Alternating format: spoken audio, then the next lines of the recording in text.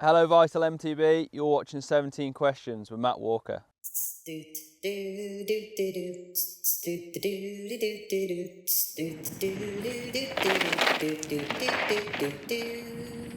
Question number 1. We have to ask, even though it probably annoys you, but how often do people confuse you with the Kiwi Matt Walker? Quite a lot, actually. I think when I do well at downhill races, he probably gets some followers, and when he does well at enduro races, I get some followers. So, to be fair, in person it doesn't happen very often, but online quite a lot. Number 2, does having a fairly common name make it harder for people to find you on Instagram?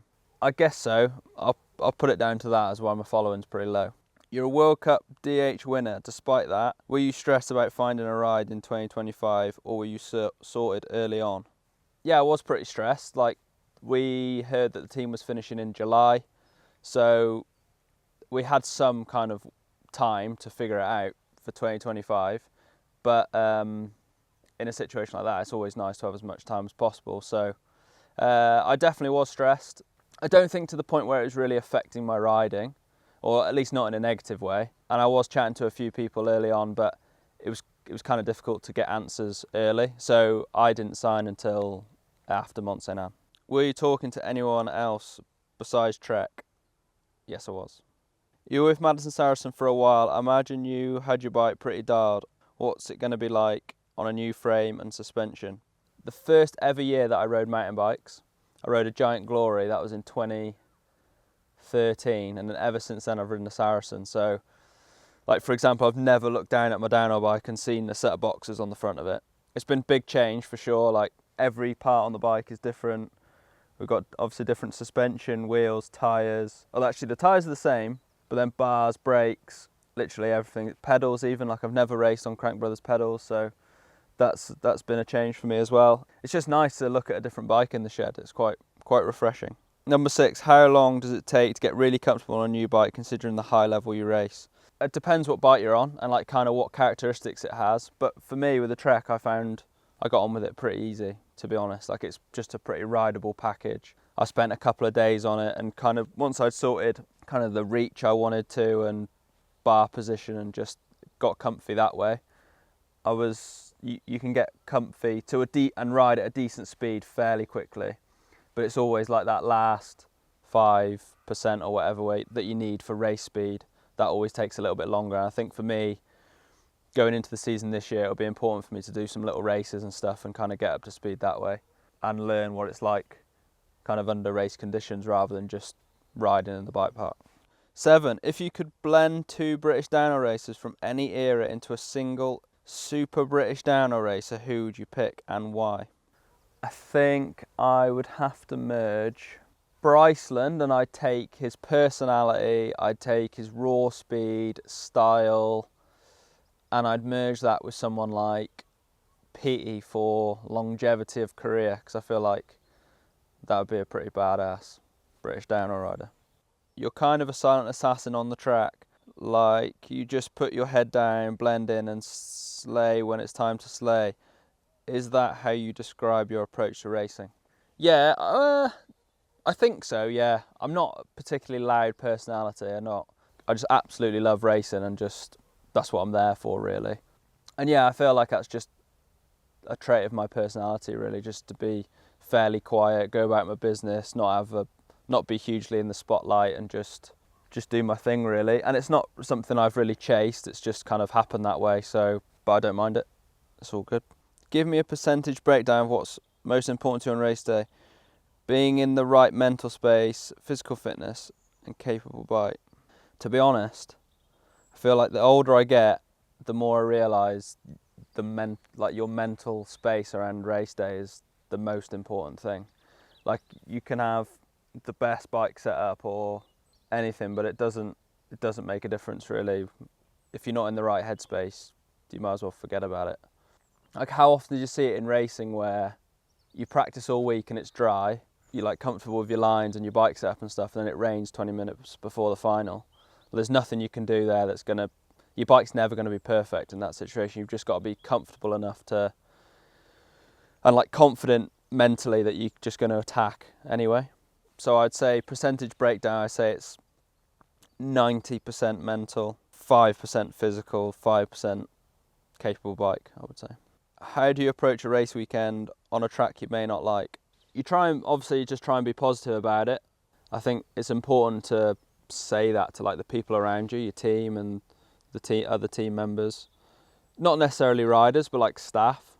I think so they all know that like, right, this isn't his favourite track. You might need a bit more support this week or whatever to try and overcome that. Like Andorra, especially the new track, that's not been one in like a few years ago. It's not one that I've done particularly well at. It's like riding on moon dust. I never ride that kind of terrain or whatever, so I never really did that well there. And then last year before Worlds, I went out and rode a lot and tried to figure it out in like those kind of conditions, trying to make myself better. And I think that's pretty important too. It's like realizing where your weaknesses are and trying to fix it. Number 11, are you glad or sad that Fort William isn't a World Cup stop this year? Quite sad actually. There's a lot of people that like give Fort William a load of shit, but I quite like it. I'm not like a huge fan of the place. I don't think the town's particularly great or whatever, but I just like having a World Cup in the UK. It was the first World Cup I ever went to watch, so it's quite like iconic for me. I've always enjoyed racing there, whether it's a national or a World Cup. I've done fairly well there as well. I got on the podium there a few years ago, so it's always been fairly kind to me too. So yeah, I'm sad we're not racing there again. But hopefully in the future, maybe we'll get a World Cup back in the UK. Number 12, as you prep to get in the start gate for your race run, do you have any superstitions or mandatory actions that you have to perform? Nah, not really. I think there's probably a bit of a grey area between superstitions and routine. I always have like a routine, but I wouldn't say it's something that I haven't got to do anything. Do you know what I mean? I haven't got to put my left sock on first or anything like that, I don't think. Which beep do you use to leave the start gate? Yes, you'll get like a countdown. Matey will tell you that you've got a minute, then 30 seconds, 10 seconds, and I always go at 5. So like as soon as you can go, I go. And I think that's pretty normal. I think a lot of people will just go like as soon as they can. You kind of revved up anyway, you just want to get at it basically by that point. I don't think anyone sat there chilling till 0 and then just rolls in, but maybe I'm wrong.